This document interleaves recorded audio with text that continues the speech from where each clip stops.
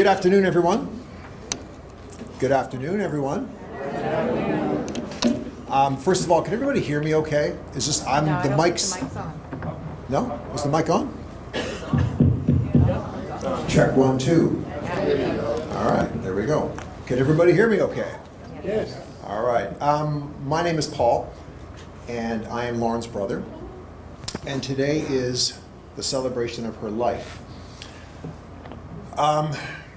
I'll be honest with you, I've been struggling with the term celebration for the past 4 or 5 weeks because I find this unspeakably sad.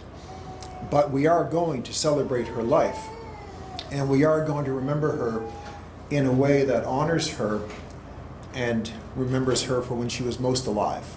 I love the expression most alive. I remember my brother when he was most alive. Let me start by saying all of you today probably have 1,000 places you could be. It's a sunny Sunday in late August in Nova Scotia, and there are places we could be, but you all came to be with us. So bless you for that. I also want to say a blanket thank you to everyone here, everyone in the community. I've had people hugging me this afternoon I've never seen in my life. I've had, and in case you wonder why I counted them because I was so overwhelmed. On Facebook, you get those messenger messages. I've had 1,500 messages from people I've never heard of, reaching out to me, saying things like, I've watched you since you were a kid on TV. I feel terrible for your loss. Is there anything we can do? And it confirms and it affirms in me that we live in the best city, in the best province, in the best country in the world. And I say that because it's made up of the people. Our people are awesome. We care for each other. I feel it every day. And on behalf of Mike and Aaron and Benjamin and the grandchildren and my mother and my father and Pamela, I can't thank you enough. So thank you very much. My heart is full. It means everything. See, I'm having a hard time already, and I thought I was going to be strong. Which brings me to my next point. I want to manage some expectations. I think most of you know I work at a television station, so I'm on TV for a living, and I speak publicly for a living. Which brings me to my expectations.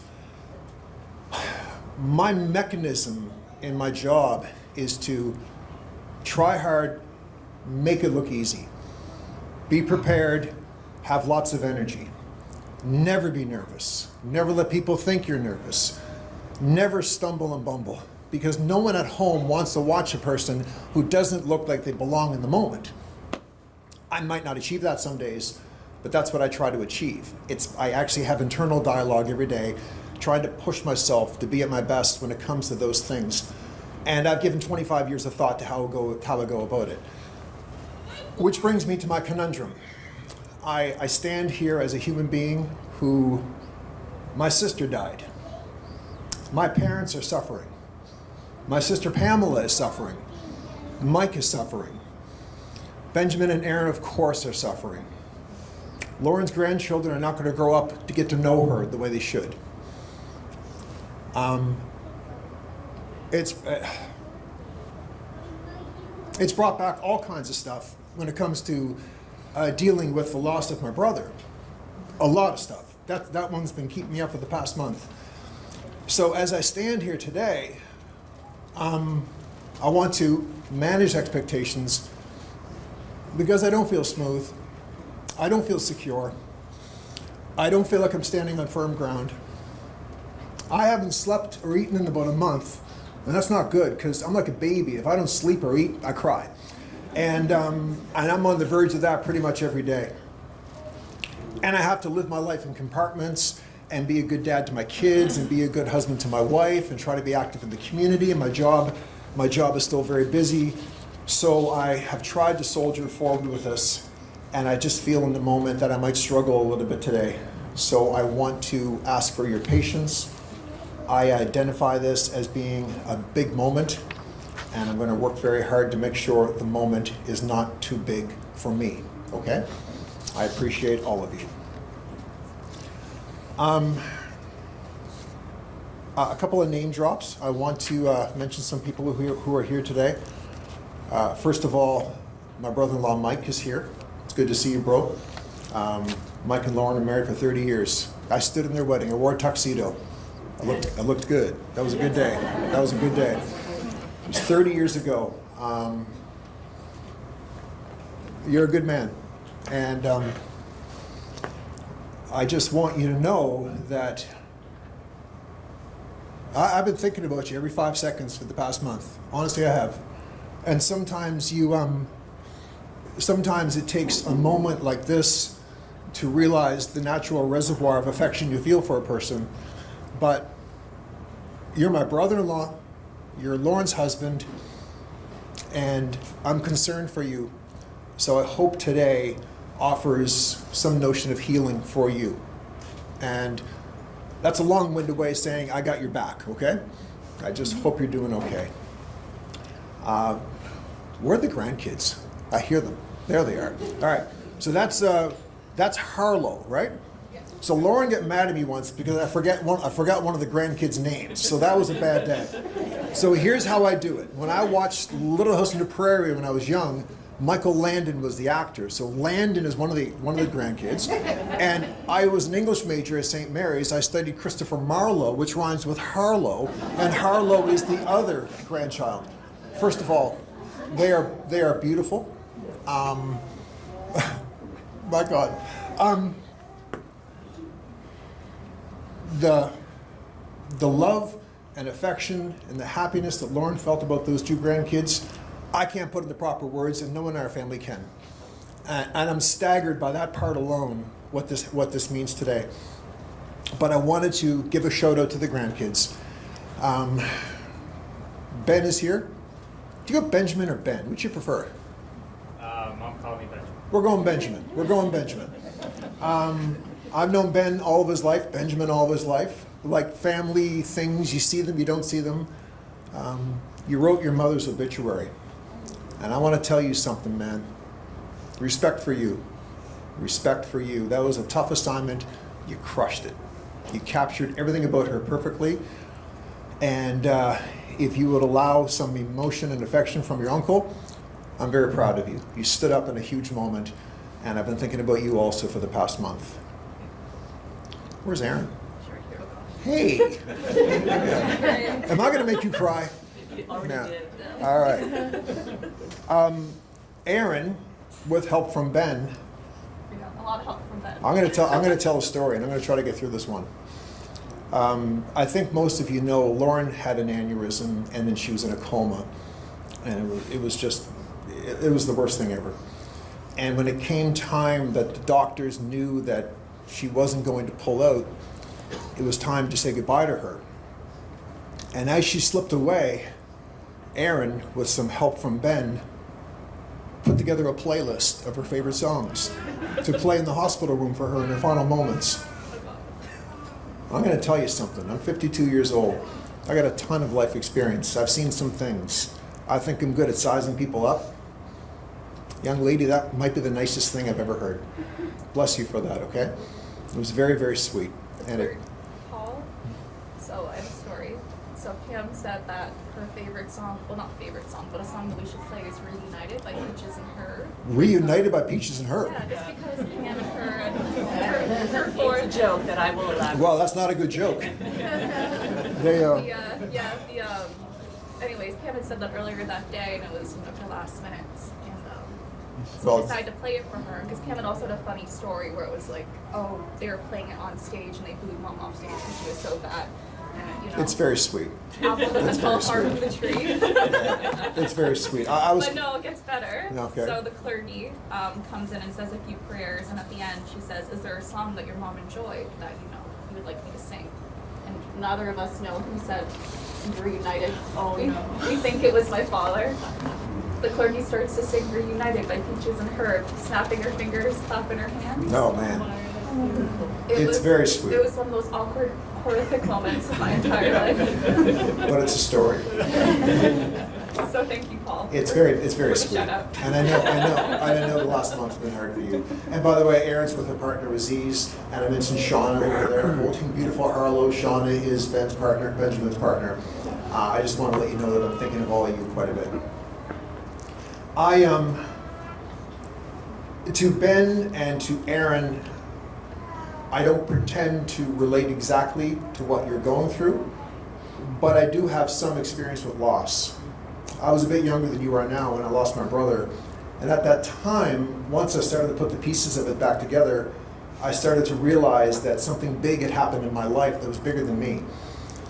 And I learned through a school of hard knocks that we are not exempt from grief, we are not exempt from pain, we are not exempt from suffering. But what we do with it, how we handle it, and how we manage it, helps us get to the other side, which is a long way of saying that I know, based on how your mother and father did an outstanding job raising you, you will be okay, and the tomorrows will come easier as time rolls along. I promise you that. Excuse me, I need a sip of water here, apologize. I asked for a glass of water from the Legion manager, and she said, I watch CTV all the time, I'll get you a glass of water. That's the only thing I can leverage here today. Other people I want to mention. There's my Aunt Bev, right there. Aunt Bev is 90 years old, and you look 52. You look good. You look healthy and happy and good. When I was young, Aunt Bev and Uncle Bruce took us everywhere. They were very good to the four of us. They were good to Lauren, they were good to Pamela, they were good to Bryce, and they were good to me, and they were big people in our lives, and it's great to see them. My Uncle Laurie and Aunt Karen are here somewhere. Where are they? Show of hands. Where? There you are. Karen's there. I've known Karen all my life. There you are. Sorry for the crowd. It's good to see you again. Under better circumstances, I wish, but it's lovely to see you, and I know you've been very supportive to my mother and father, which means the world to us. Lauren's good friend Carol. Where's Carol? There you are. Carol last week on social media said I was handsome. I thank you for that. I just got my glasses. Yeah, I know. Sure. I appreciate the overstatement, but it was lovely. She never says that about me, Paul. No. Yeah, so. I'll hook you up. I'll tell you how to manipulate this for compliments going forward. Carol and Lauren were best friends. They lived together. Was it Evans Avenue in Fairview? Is that where it was? It was in Couple Fairview. places. Yeah, a couple places. Yep. And there was a time when Carol was a part of our family. You still are. Out of sight doesn't mean out of mind. She gave me a huge hug when I walked in. I just like saying your name, Carol. It's good to see you, and I know you're a huge person in Lauren's life, and I know you've had a tough month. And it means everything to see you, okay? And I know you're getting choked up, so I'm going to skip past you right now, all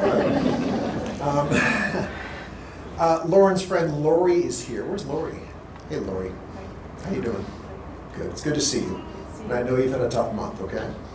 I'm not going to shout at everybody in the room, by the way. When you do shout-outs and there's 100 people in the room, it's a great way to make 20 friends and 80 enemies. But I have some people I have to mention. Floyd Spicer and Joanne Newman are here to provide some music. We thank them for coming. Russell Gross, the man on the camera, a good friend of the family. He's the executive director of the Black Cultural Center. He's providing a live stream of this event, and we're very grateful, Russell, you would do this. As a general statement, Lauren's friends, show of hands, who here is a friend of Lauren who came here? Look at that. Thank you all for coming. Every one of you meant the world to her, and it's touching to know how much the relationship goes both ways, so thank you very much. I know some of my friends are here, some of my CTV friends are here. I'm very blessed to have friendships in the community and people who support me, and it's not lost on me at all. My in-laws from Yarmouth are here, hashtag Yarmouth. It's good to see them here. They drove 3 hours to be here. My wife Tamara is here. My son Dawson is here. Dawson, by the way, thinks he's independently wealthy. My daughter Jameson is here, and she thinks she is the CEO running the family. I mentioned Dawson and Jameson and Tamara because I have this notion in me that if I lived to be 100 years old, I would improve the quantity of my life, but not the quality of my life. That part's already set in. I have 3 blessings. I have many blessings in my life. My 3 most biggest blessings in my life are my wife and my 2 children. And if you spend 5 minutes with me, you know I'm the kind of guy who counts his blessings every single day. So thank you to my family for being here. Okay. I'm going to come to my parents and Pamela last. My grandparents just might be, if you allow me to be whimsical and a little bit spiritual, I would like to think they are watching down on me today. The last conversation I had with my grandfather Curry, he told me, he said, "Paul, you're the best broadcaster in Canada." And I was at the CTV newsroom. I didn't have the heart to tell him I wasn't the best broadcaster in the room. But he was always encouraging me, never discouraging me. And right about now, I bet you Grandpa's up in heaven, pulling up a chair, bragging up what a great job I'm doing, overstating the moment once again. Yes, that's my grandson, my buttons are popping. Nanny and Granddad Kilcup, I know, are watching down on us. And right about now, Nanny is saying, "Why is this not in a church?" And she's also saying, "Is somebody going to say something from the Bible or mention Jesus?" She'd be so upset that she'd want this to be a religious affair, and I respect that. She was fantastic. I will say this, that my grandmother Kilcup, when I was a kid, she said to me, she said, "Paul, I would like you to one day be a United Church minister. But then she said, the problem is you are a very, very bad little boy." And if Nanny's watching, I still am a bad boy. But I'm going to try to be good today. And with my grandmother in mind, as a tribute to my Nanny Kilcup, and with a little lean into some of my religious background growing up going to Sunday school, and with the notion that all of our friends are here today, I found this passage from Proverbs 17:17. "A friend loves at all times, and a brother is born for a time of adversity." I say it and I say it again. This is a time of adversity, and I appreciate all of our friends. So thank you very much. My immediate family are here. Pamela's here. Hey. Pamela and Lauren were very close. Pamela was a rock in Lauren's life. She supported her ceaselessly over the years, and I know this has been a hard month for you. Speaking personally, no better big sister or little brother could have. I haven't made good choices in life. I've had good choices to make based on the examples of people who came before me and showed me the way. My sister Pamela was always smart, always trying her hardest, always being kind, always being generous.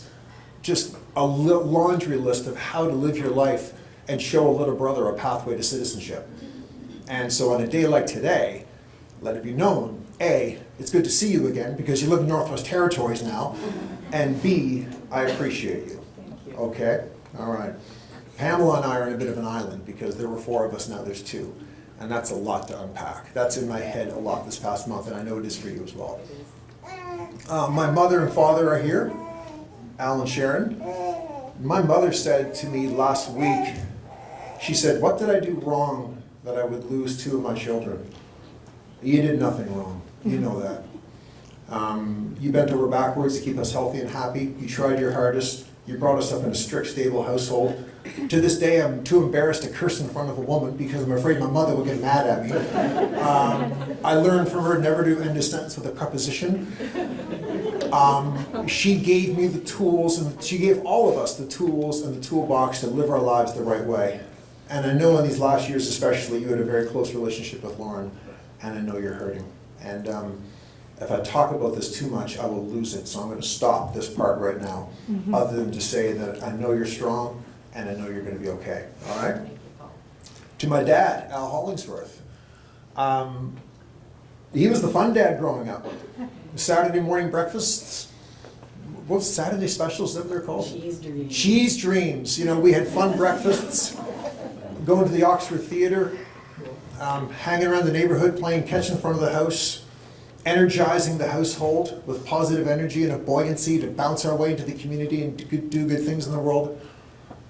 He loved Lauren very much. He loves all of his kids very much.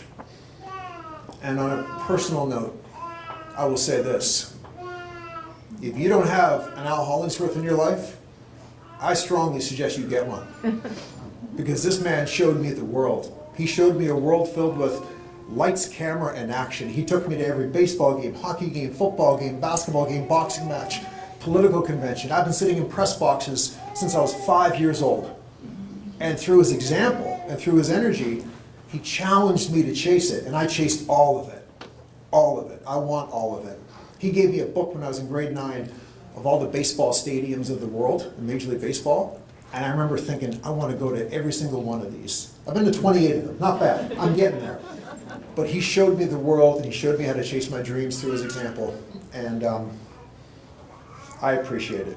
There's an old saying, if you leave the world better than the way you left it, then you've lived a good life. My dad measures up to that. And I know Lauren knew that, and we all know that. So I hope you're doing okay. And last but not least, one more sip of water, if you don't mind, please.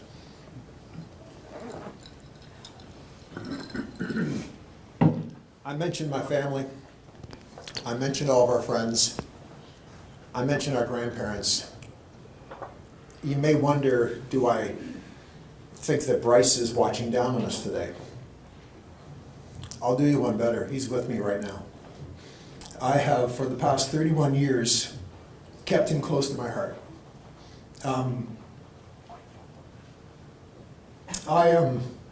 I've worked hard every day to keep his memory alive and try to bring meaning to his life. Everything I do for him. You have to understand, everything I do for him. I try to live my life in a way that is dedicated to the loss of a life that was close to me. I try to collect enough life experiences in my life that are too much for me, that can flow out of me and make up for a life that was lost. I talk to him every day. I live my life on a pattern that is dedicated to him, and he's my invisible best friend. He comes with me everywhere. He was with me yesterday, and I know he's with me today. I am my brother's keeper, but I believe on a day like today, he would be his brother's keeper as well, and I find strength knowing that he's with me at this moment. If you can allow me to be a little whimsical about that. So, thank you very much. I'm almost done, but I was told I should tell a couple of stories about Lauren. I went to see a minister friend of mine, and he gave me some advice. I even called Steve Murphy, and he gave me some advice. Everybody said, don't be afraid to be kind of funny, and don't be afraid to be kind of sad. So I thought I'd tell a couple of stories which capture who Lauren was, and then from there we'll get the rest of the program going. The first story, I think it's funny, or at least it's fun. I used to sell compliments to Lauren. She was very pretty back when I was in high school, and people thought she was very pretty. So a guy would say to me, hey, I think your sister's good looking. Then I'd go home to Lauren and say, hey, somebody said you're good looking. And she'd go, who? And I say, well, it's going to cost you $10. And so I made a fortune. The first time I did it, she looked at me, she goes, are you kidding me? And then she grabbed her purse and said, how much? And she gave me $10. And one time, by the way, Mike, this is long before you were on the picture. One time I was at the tower at St. Mary's University lifting weights at the weight room. And I won't say who it was, but there was a player for the Halifax Citadels. They were an AHL team that played here. And he was looking at me, and I was looking at him, and he was looking at me, and I was looking at him, and I didn't know what was going on. He found out through a friend of his that I was Lauren's brother.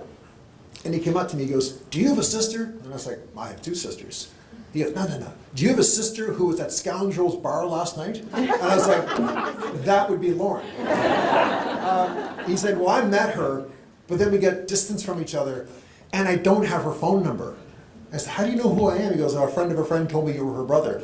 And I said, so this is at St. Mary's University at the tower. I said, wait right here. So I go into the weight room, the change room, there's a phone on the wall, and I call Lauren. She was working at the nursing home. So I get her page to the nursing station. And I'm thinking, okay, Paul, play it cool. This is an opportunity here. You can do some good. This has got a professional hockey player. I'm going to make a fortune off of this. So I get her page to the nursing home, to the nurse's station, and she's like, what? And I was like, I got a guy. He played for the St. Louis Blues last year, drafted second round by the Minnesota North Stars. He wants your phone number. And she's like, how much? So I got $25 that day. was fantastic. Another story, I like this one because it shows how footloose and fancy-free she could be. I used to work at Lawrence of Oregano's, the bar downtown. I was a doorman. I was there for 6 years, from 1989 to 1995, all through university, and it was actually a big part of my life. So I was at the glass door of what they called the Liquor Dome on Argyle Street. And I look out in the lineups there, and there's Lauren, there's Lauren with two of her friends in the lineup. So I opened the door, I said, come on in. So I let her in, ahead of the lineup, no cover charge, cool little brother moment. She takes off into the crowd, she's having a good time, because Lauren knew how to have a good time. In those days, you would go with as a doorman, I'd work the back door for a half hour. I'd go to the front door, collect cover charge for a half hour. I'd go to the back bar for a half hour, and then go to the dance floor for a half hour, and you rotate for a 7-hour shift. I get to the back bar, and my boss says, Paul, there's a woman dancing on the speaker, get her down. And I'm like, okay, no problem. Now the backstory to this was I tried to throw a woman out about a month earlier. She kicked me in the head with her cowboy boots. So right away I was thinking, this is not going to be good for me getting into a disciplinary moment with a woman at a bar. So I go through the crowd. There's 2,000 people in the bar. I'm going through the crowd and trying to get through. And at Oregano's, there was a dance floor, and then there was a stage, and then there was a speaker about 4 feet tall, about as high as this podium. And I look up, and Lauren is dancing on the speaker. And she was like the Statue of Liberty, because she was almost 6 feet tall as it was. And she's dancing, she's having a good time, and I'm trying to get over to her. And as I get to her, the speaker's right in front of me. It's so loud. And I look up and say, can you get down? And she's like, what? Can you get down? I can't hear you, it's too loud. And this guy comes over, the guy comes over and goes, hey pal, the woman's having a good time, why don't you leave her alone? I'm like, it's my sister, scram. And so finally I convinced her to come down and get off the speaker. I didn't kick her out, by the way. And she had a good time. I tell that story just because there's that expression where you want to laugh like you've never been hurt, you want to live like there's no tomorrow, and you want to dance like nobody's looking. Yeah. And she was dancing like nobody was watching her, having a really good time. And I think over the years we forgot that quality about Lauren. She knew how to have fun. The other two quick stories to wrap up my portion here. When I was in grade 6, I got into a car/bike accident. My hand went through the side view mirror of a car, and I had surgery on my hand, and I had a big cast on my hand, and it was the wound was so bad. In the middle of summer, I had to walk around with my hand like this because I was in so much pain. Ruined my summer. One hot August afternoon, Lauren came to me and she said, Thrifty's, the jeans store, is having an outlet sale at the Halifax Metro Center. So they took the ice out of the Metro Center, and all these tables were lined up with jeans and jean jackets and t-shirts. And she said, if you come down with me, because I don't want to go by myself, I will buy you a treat at Thrifty's. It's okay, that sounds fun. Free stuff, I'm good for that. So we get on the bus, the number 8 Windsor, we go downtown. We get to the Metro Center, and we're trying stuff on. And it came time to leave, and she didn't buy anything for herself. She just bought me a pair of jeans. And I said, aren't you getting something? She said, no, this is fine. And I realized a month, a day, a year later, she was never getting anything for herself. She felt so bad that I had my hand in a cast, and she felt so bad my summer was ruined. She wanted to take her kid brother to the Metro Center, to an outlet store, an outlet sale, and buy him a pair of jeans. She was always thinking of herself first. And I love that story because she was generous all the time. And I think when we remember Lauren and celebrate her life, we should remember her generosity. The last story I will tell was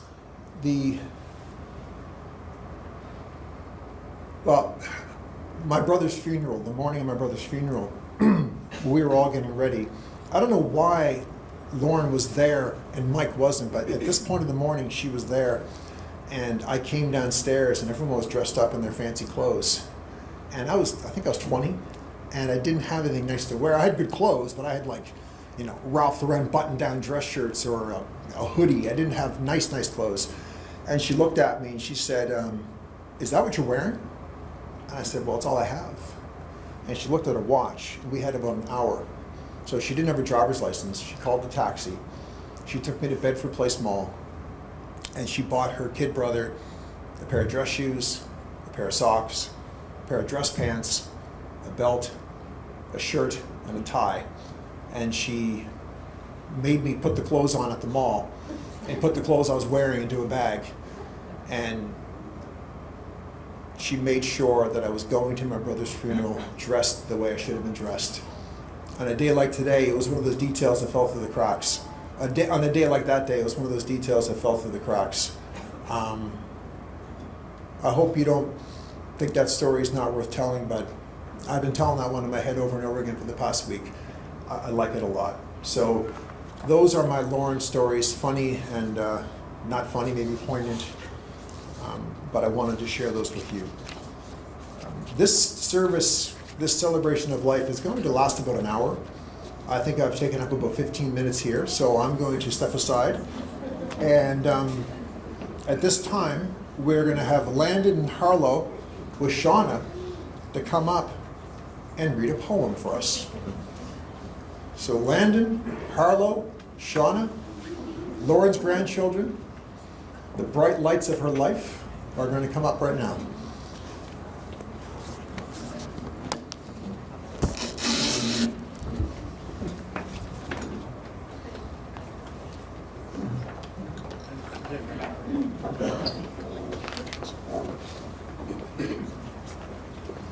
I'm too short. Do you want me to talk? Yeah, I'm too short. Can everyone hear me? I'm really bad with microphones, so usually I do a presentation, and the whole presentation's gone before anybody heard a word. All right, Harlow, your turn. It's a poem, but it's a poem from the kids, but obviously we'll read it. Landon helped pick it. Landon helped pick it. Landon helped pick it. I made the mistake of putting them last when their bedtime is now. So that was my fault. So obviously we made a last switch. So yeah, we'll get it over with because they need to go home and sleep. We had a wonderful grandmother, one who never really grew old. Her smile was made of sunshine, and her heart was solid gold. Her eyes were bright as shining stars, and in her cheeks fair roses you see. We had a wonderful grandmother, and that's the way it will always be. That's a poem called "The Wonderful Grandmother," and I think that really speaks to their opinion of the name. I don't know if anybody got that, but he said I love you. All right, now they're going for a nap.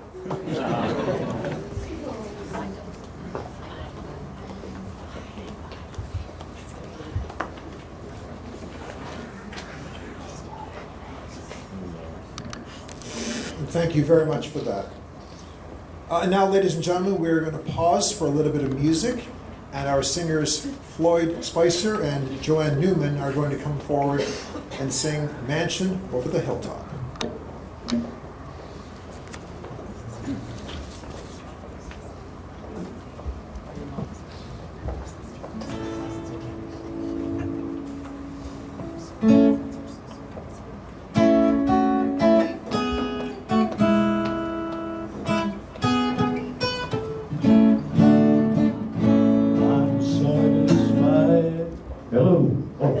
Couldn't hear myself.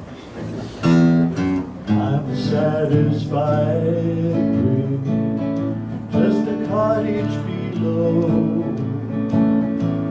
a little silver, a little gold. But in the city where the ransom still shines, I want to go that silver line. I've got a mansion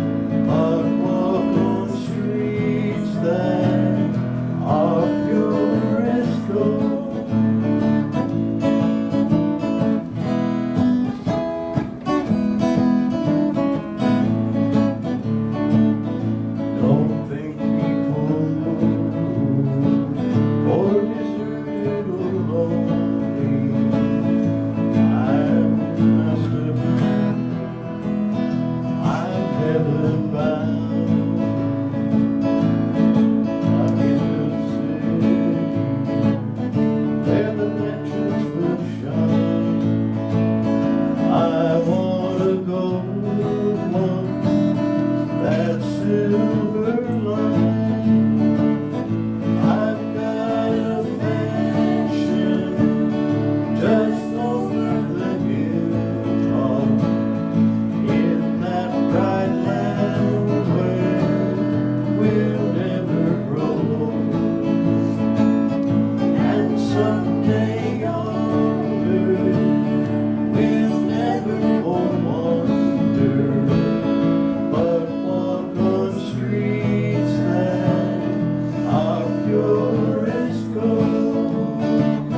I've got a mansion just over the hilltop in that bright land where we'll never grow old. And someday yonder we'll never more wonder, but walk on streets that are pure as gold. But walk on streets that are pure as gold.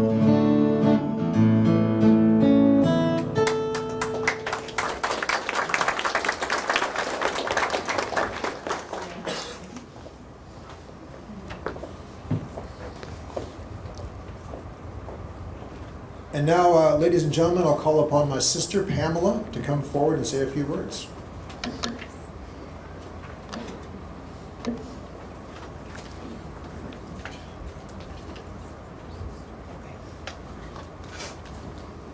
I'm the short Hollingsworth. And that's not saying much, I know. Can everybody hear me? So I'm Pamela, and I'm the sister. And do apologize if I lose it. I'm going to try very hard to keep my composure. So I was 14 months old when my sister was born. So it's pretty safe to say I do not remember a world that did not include my sister. And she's part of all of my earliest memories. One in particular that I'd like to tell you about, we were about 3 or 4 years old. We were living in Petawawa, which is, it's not a church, so I can say hotter than hell. Apologies.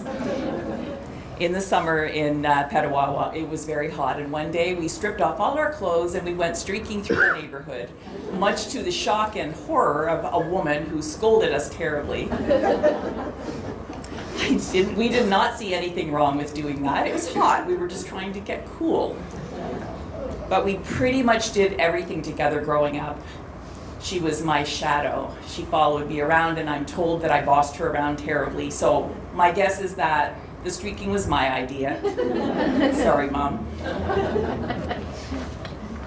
Growing up, we shared a bedroom. Actually, we shared a bed. And each night we talked until we fell asleep, or until she fell asleep and I lay there frustrated and resenting her ability to fall asleep so quickly, usually when I was in the middle of a sentence. Although we were 2 grades apart, we shared all of the same extracurricular activities. We joined ukulele together, junior choir, senior choir, orchestra. I think you can see the theme here. We sang duets together. That number in particular was one that we sang together. I believe we sang that one at somebody's wedding, and I'm sure we were adorable, and I'm sure we were terrible. But for a couple of years, we were actually backup singers in a gospel rock band. True story. The guys in the band fancied themselves very serious musicians, and my sister loved to torture them by singing Reunited by Peaches and Herb, as Aaron was telling you. They usually threw things at her, balled up paper and pencils to try to shut her up, but she did not shut up.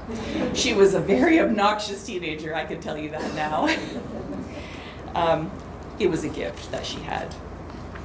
Our lives diverged as adults because she was always going to be a wife and mother, and I was always not going to be a wife and mother. But she was generous with her children and allowed me to have a very big place in their lives. More than once I entered her home to hear her say, "Oh, here comes Pam. She loves to change diapers." And I actually did, to the song Itsy Bitsy Spider. But I always appreciated the fact that she trusted me with them. I think Aaron's first sleepover was when she was 3 months old. She slept in a little day bed that I was terrified was going to collapse on her and suffocate her in the night. So I know a little bit about what mothers go through when they do not sleep for the first year or so of their children's lives. She also trusted me to be there for every birthday party, including the year that Ben turned 6, and they decided to have it at a public bowling alley. Invited something like a dozen kids. I left there with the worst headache because I was trying to make sure that we left with the same number of children that we had arrived with, and that it was the same children that we had arrived with. And the setup was not very conducive to that. However, I think you had fun, Ben. I had a vision for our senior years, and I'm sorry, Mike, but it really was us living as the Golden Girls under the same roof again. I think you were there in the background, but you know, fantasies are like that. We would drink coffee on the deck and drink coffee and gossip about the old days. She would tell me who was pregnant because, as everybody who knows my sister well knows, she knew when people were pregnant even before they knew they were pregnant. She would have been the Blanche to my Dorothy. That can't happen now.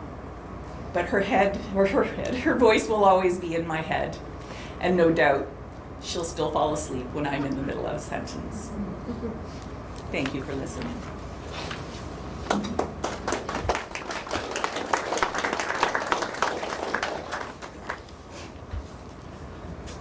And now we'll call upon Lori Summers to come forward to say a poem. I'll help you with this. I'm a little shorter than Hollingsworth. I've been bumping my head all my life. I'm gonna put this right like that, okay? Thank you. If you go maybe that far from your mouth. Okay. Hi, everybody. My name is Lori, and I am Lauren's sister-in-law. I thought about last night what I, wanted to say and tried to put words on paper, and I just couldn't. And I thought, I was really trying to stay strong. And I thought Paul and Pam would certainly break down before I would. No chance. No chance. I'll never forget the day I met Lauren. It was in 1990. And Mike had brought her to meet my husband at the time and myself. And I thought, who is this beautiful model coming into my home? It's like, wow. And I took to her right away, and she took to me right away. And then we became sister-in-law, more than just friends. We spent time in Halifax together. We had our children there, and we were raising our children together. And I had moved back to Newfoundland at some point. And then at some point, Mike and Lauren came to Newfoundland too. And, we really enjoyed having our kids together and growing up together, as cousins should. But Lauren's home and our heart was always in Nova Scotia. And thus, Mike and Lauren eventually went back to Nova Scotia. And at some point, I ended up back in New Brunswick on the same side of the soil again. So we were, still through our adult life raising our children, still being able to spend time with each other. And over the years, we became more than just sister-in-law. We became best friends. I didn't trust anyone more than I did with my life and Lauren.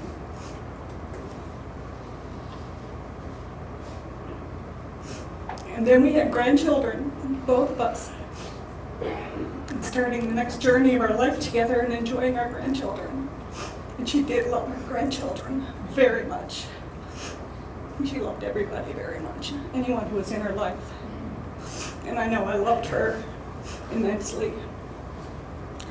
And I'm going to miss her in my life. So I did find some words in a poem. And in fact, I had found the poem and I had saved it to my phone thinking, this resonates with me and maybe I'll read it at the service for Lauren. And it was a day or two later, and I saw that Sharon had posted the same poem on Facebook, and I thought, okay, that's it, it's meant to be. So I'm going to try to take these words away today and live by them and remember Lauren. The poem is called She Is Gone, and it's by David Harkins. You can shed tears that she is gone, or you can smile because she has lived. You can close your eyes and pray that she will come back, or you can open your eyes and see all that she has left. Your heart can be empty because you can't see her, or you can be full of the love that you shared. You can turn back on tomorrow and live yesterday, or you can be happy for tomorrow because of yesterday. You can remember her and only that she is gone, or you can cherish her memory and let it live on. You can cry and close your mind, be empty and turn your back, or you can do what she would want. Smile, open your eyes, love, and go on. Thank you, Lord. I love you.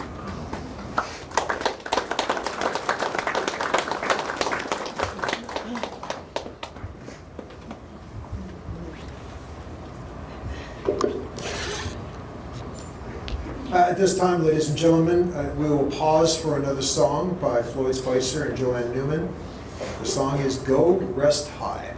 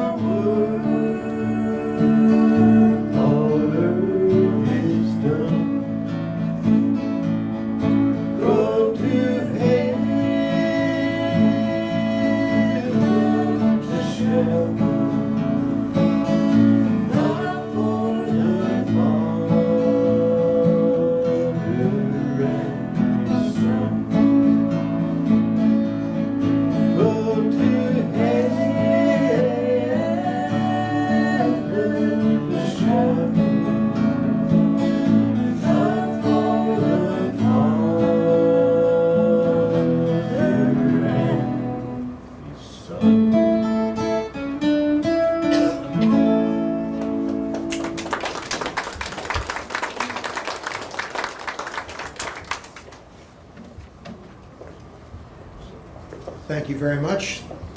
And now, ladies and gentlemen, I will welcome to the podium my mother, Sharon Hollingsworth.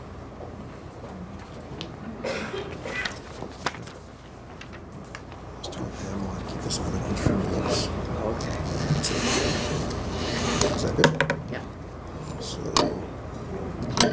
Okay. Can you hear me? look, a little closer, a little closer. Okay. Now? Better. Whoops. Knock the podium over. There's a little ledge there too. So. Oh, is there? Okay. Lauren's probably one of the hardest things I've ever done, but I owe it to you. And this is a letter to you from your mom and your dad. One of the hardest moments of our lives was the day our world stopped spinning and ceased to exist as we know it. The day that marked the start of a painfully long and unwanted chapter. The day that you, the beautiful child we brought into this world, were undeservedly taken out of it. A day that we desperately wish we never had to live. A day that reminded us of just how hard life can be. The I don't think I can make it through another day hard. Our dear beautiful girl, it has been an honor and a pleasure and a privilege to have been your parents for 57 years. That doesn't even come close to being long enough. You took a piece of us with you the day you left, leaving us unable to even catch our breath. This isn't how it was supposed to be, and definitely not what you deserved. It is never fair for a child to die. It is not right, and it is out of the natural order. No one would disagree that the death of a child is one of the most painful losses imaginable. You had a hard time when the opportunity came up to accompany Mike to Newfoundland for the second summer because you were worried about leaving us alone. That speaks to the kind, loving, and thoughtful daughter you were. You were my North Star, especially since your dad's illness, and I always knew I could reach out to you for support or just for a listening ear.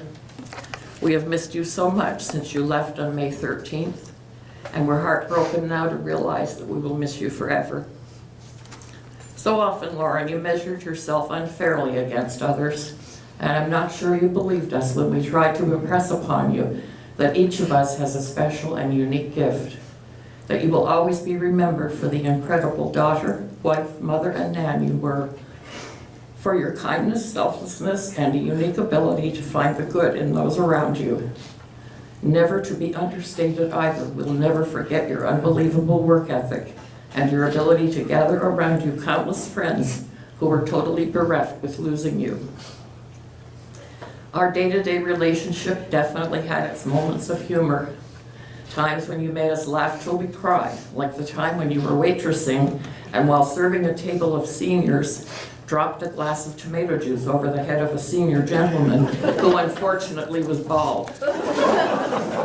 You felt terrible and did your best to clean him up, while the entire time he kept saying, "I'm so cold." Lauren, your innate goodness will live on in the lives of your loving husband, Mike, beautiful children and their partners, Aaron and Aziz, Ben and Shauna, and your wonderful grandbabies, Landon and Harlow. Rest easy, our dear girl. We will never stop missing you. And we promise to watch over your loved ones while we still have breath. We truly hope that wherever you may now be, that you know how much we will miss your smile, which caused us to smile, your laugh, which made us laugh, and all of the moments we shared, always and forever. With the unwavering love and support of countless family members and friends, we have gathered all the strength we could gather. Yet your loss is unbearable, continues to be heartrending, and always will. To invoke one of your favorite expressions, Lauren, long story short, we love you and will miss you forever and a day. So let's not see this as goodbye. Instead, may it be, see you later. I have a poem that gave me some comfort, and I'd like to share it with you now. It's by Catherine Couton. If you're wondering where to find me, I'll tell you where I'll be. I'm in that in-between bit, that space where sky meets sea, in the whispers of the trees and the edges of your dreams, close enough to almost touch you, but slightly out of reach. I'm in the moon and in the stars, but never really far. And always, always, I'll be there, forever in your heart.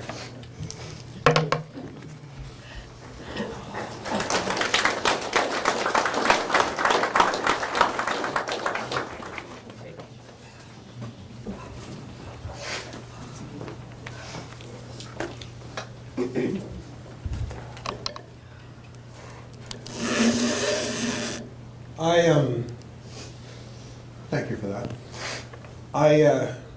This is a celebration of life, but as I mentioned earlier, I'm measuring and consuming all kinds of emotions.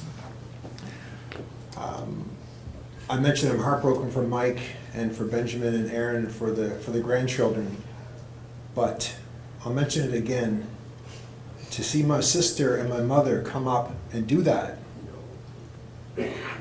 well, I was raised by example that if you get knocked down 9 times, you get up 10 times. If life pushes you, you push back. You square your shoulders and you plan for a better tomorrow. If you will allow me, I'm impressed by that. So thank you. That was, I don't know how you did that. Honestly, I don't know how you did that, but I'm beyond impressed. So thank you. Now, with a tough act to follow, Carol Shute is going to come forward and say a few words. And I had a nice visit with Carol before this service, and I know she's had a difficult month looking back on her friendship with Lauren. And we're going to ask her to come forward and say a few words.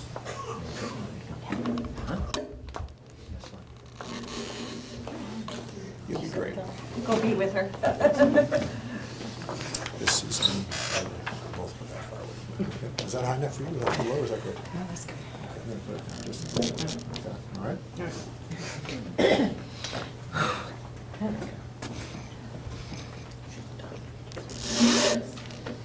To my beautiful friend Lauren, we made a special connection long ago.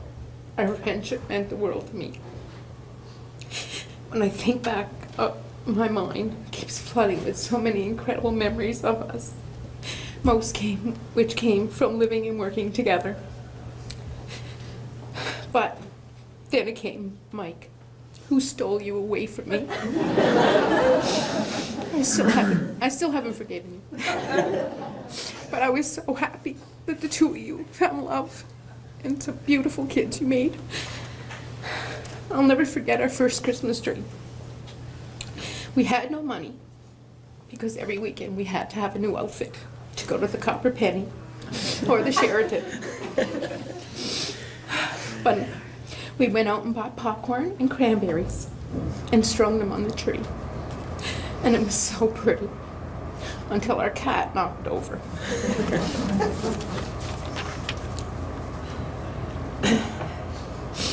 Lauren and I worked together at Armview Estates nursing home. She had a work ethic that was incredible. Her caring for the residents like they were her own family. Lauren was the type of person anyone would have wanted for a friend. She was kind, loyal, and always fun to be around. We shared a special bond. We laughed together. We cried together. And she was always there for me. Lauren, I am so grateful you came into my life. And I truly loved you. And I loved you too, Mike. Until we meet again, my friend. God bless you and your family. Thank you.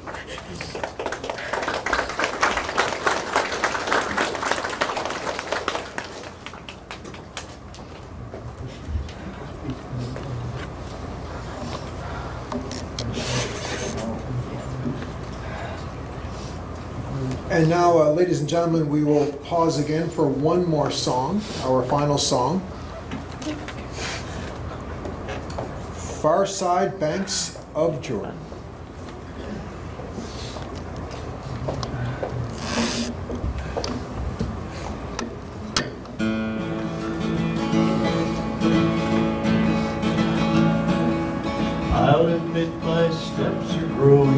here each day.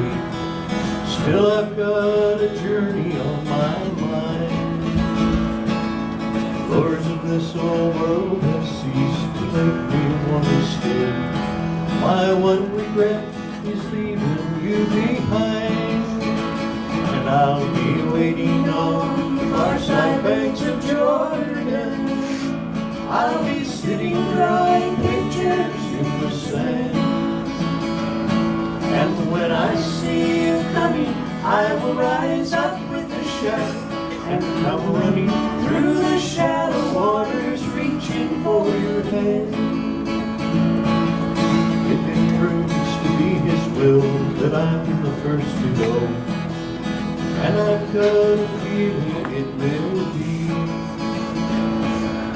when it comes your time to travel, likewise don't feel lost. For I will be the first one that you see, and I'll be waiting on the far side banks of Jordan. I'll be sitting drawing pictures in the sand. And when I see you coming, I will rise up with a shout and come running through the shallow waters, reaching for your hand. Through this life we've labored hard, earned our meager fare. It's brought us trembling hands and failing eyes. So I'll just sit here on the shore and turn my eyes away. Then you come and we'll see paradise. And I'll be waiting on the far side banks of Jordan. I'll be sitting drawing pictures in the sand. And when I see you coming, I will rise up with a shout and come running through the shallow waters, reaching for your hand. I'll be waiting on the far side banks of Jordan. I'll be sitting drawing pictures in the sand. And when I see you coming, I will rise up with a shout and come running through the shallow waters, reaching for your hand. I'll be running through the shallow waters, reaching for your hand.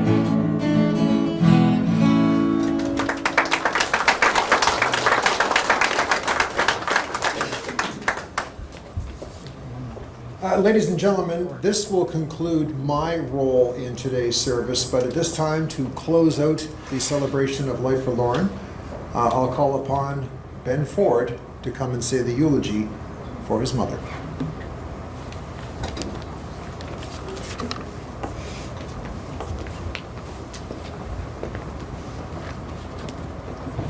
I'll make sure again, can everyone hear me? Because I will do the whole presentation if nobody hears me, and I'll have to do it again.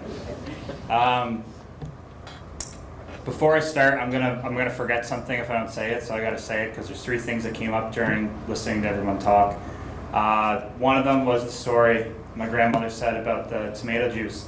I actually directly referenced this in the eulogy, but I thought it was a glass of water.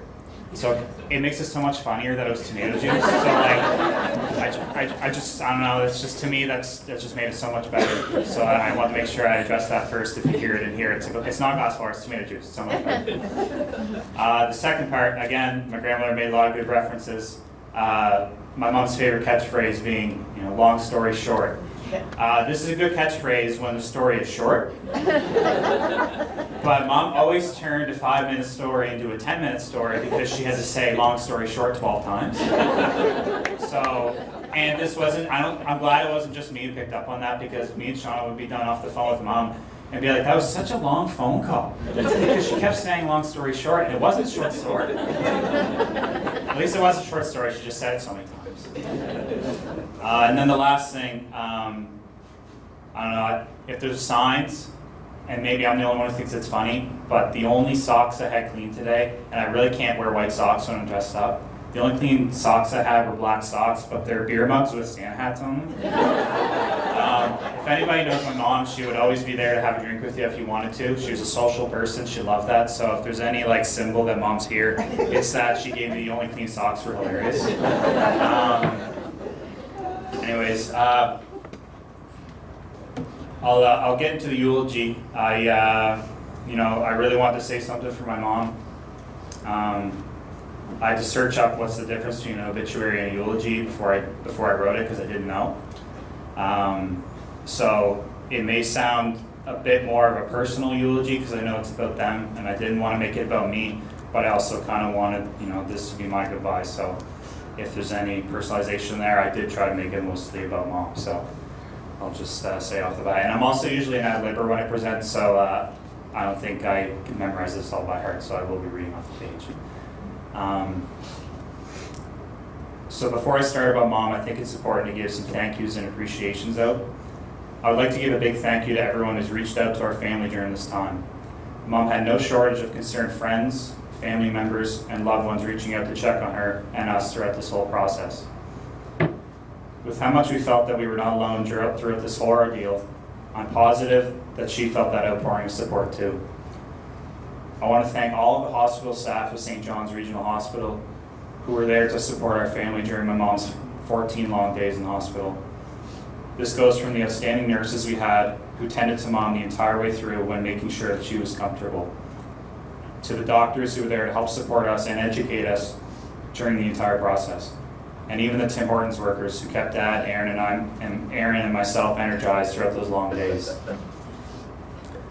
I want to say a very special thank you to my cousin Melissa and her husband Kieran, who out of nothing but the pure kindness in their hearts took on the task of housing us the entire time we were in St. John's. We'll never forget that they were there for us when we needed it, and no matter how many times we've said it, the favor was a relief of stress on our shoulders that we do not know how we're ever going to be able to repay. I want to single out my partner Shauna and her mom Tasha, who without them, my mom would have had her celebration of life decorated by myself, which would have been torture for all of us. So I just, it wouldn't have looked this nice if they weren't here. I promise you guys that. And finally, I want to give a big special thank you to everyone who's here today, both in person and in spirit through our live feed. Mom loved the people she loved. And for everyone who has come to say goodbye, I know she truly cares for all those who are here for our family during this time. Now that we have the thank yous out of the way, I believe it is time to talk about my mom. My hope here today is to use this time to not only highlight the amazing woman that is my mother, but also to say goodbye. Please know that this is intended to be a eulogy, but I really wanted to try to capture Mom today as best I could in a way that myself and those who loved her viewed her. I will say that when I began thinking about how to celebrate my mom, it began as a difficult task. For one, I was not expecting to have to do this so early in life. At age 57, my mom had so many chapters in her life that had not been written yet. She truly had so much left to give, and death that is so sudden and such as hers has truly shook those who knew her. In order to properly say goodbye to Mom, it's felt like, and seems like it'll always be, that we need answers.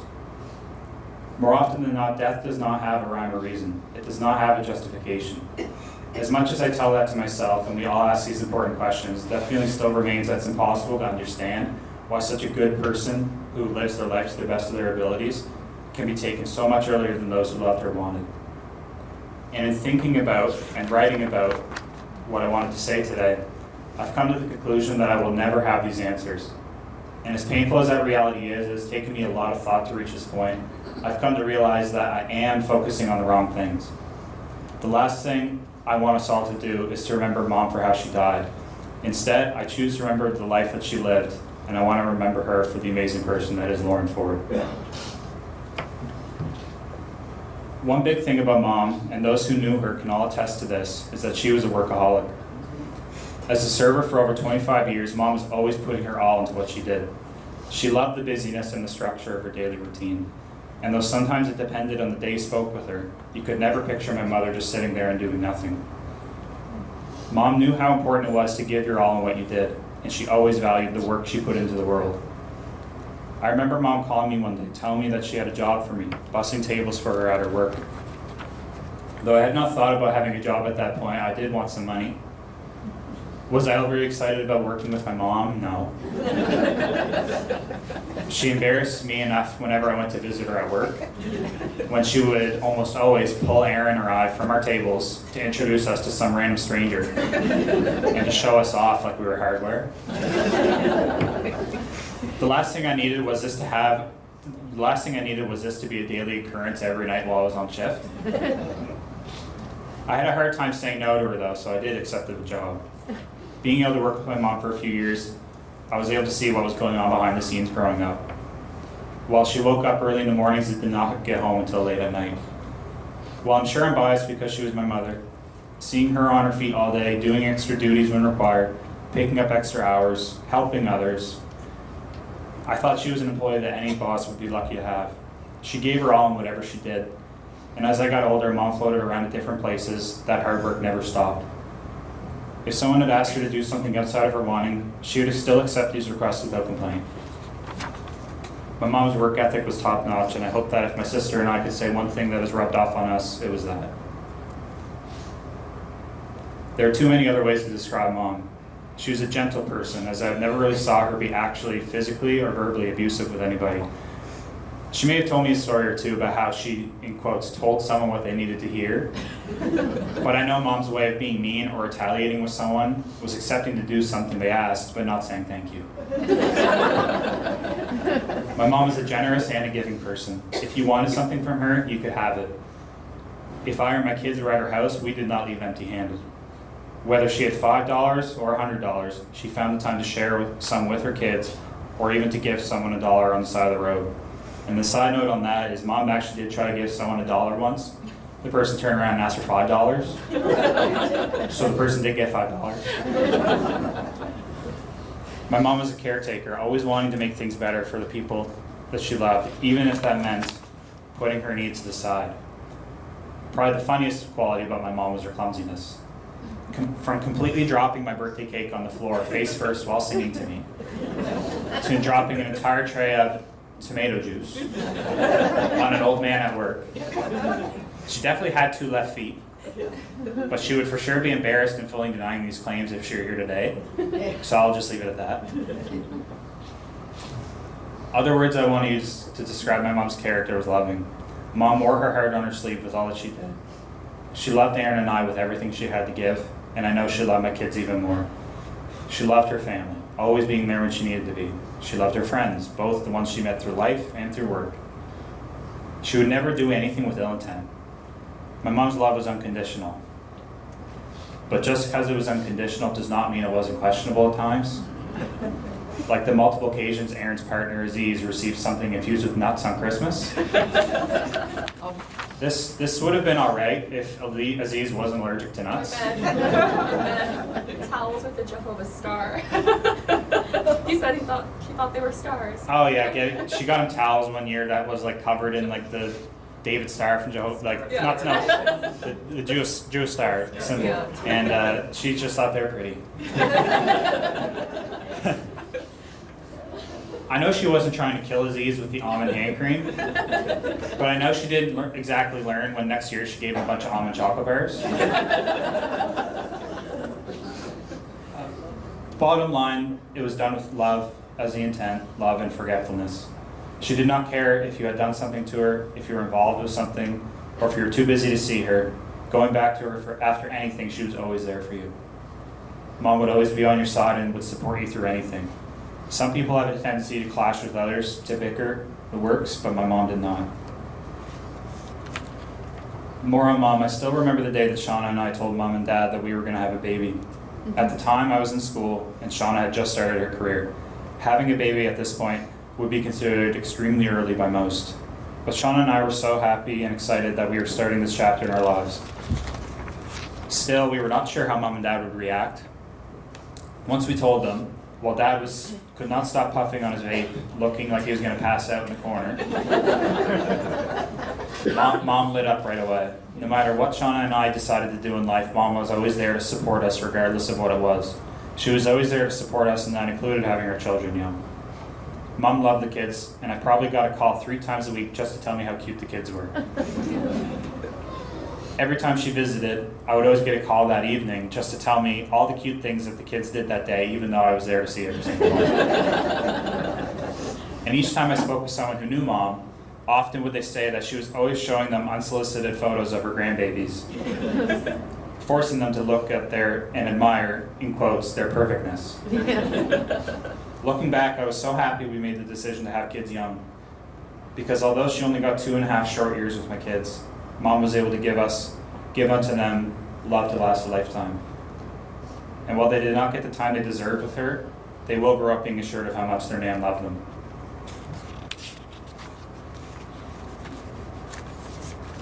I know I could be here all day talking about Mom. Part of me wants to keep talking about her, keep her memory up and active so we don't ever forget her. But I know that's impossible because I know I will never forget her. I know there's lots of people in this room who will never forget her. She was as perfectly a mom to me as she could be. She was as perfectly a mom to Aaron as she could be. She was perfectly a wife, child, friend, relative, mother-in-law, grandmother, sister, and many other things that she could be. And though she is gone, her lasting impact remains. The impact is that we know truly not how long we have in this world. Our time is so meaningful because time is all we have now that she's gone. And I love my time with Mom. And I like to think that she loved the time she had here and spent it as best she could. Again, I'd really like to thank everyone who's here today and everyone who has been here for my family during this very tough time. I know I'm missing a lot of thank yous, but there truly isn't enough to go around for all the people that have been here for us, for my family, for everybody during this time. And lastly, I'd like to thank my mom. Thank you for all you did for me. Thank you for all you did for us. And thank you for everything you did for everyone you loved. I love you. I'll close it out. There's tons of food. There's tons of, no drinks. Aaron forgot the drink. No, they're coming. They're coming. But there truly isn't enough words to say how much Mom would have appreciated seeing the turnout.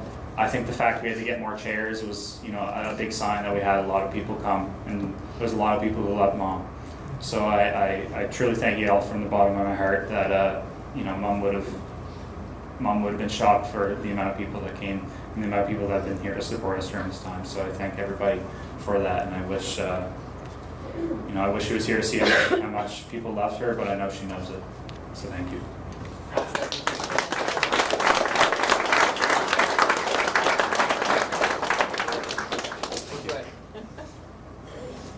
I think that's everything, so thank you all very much.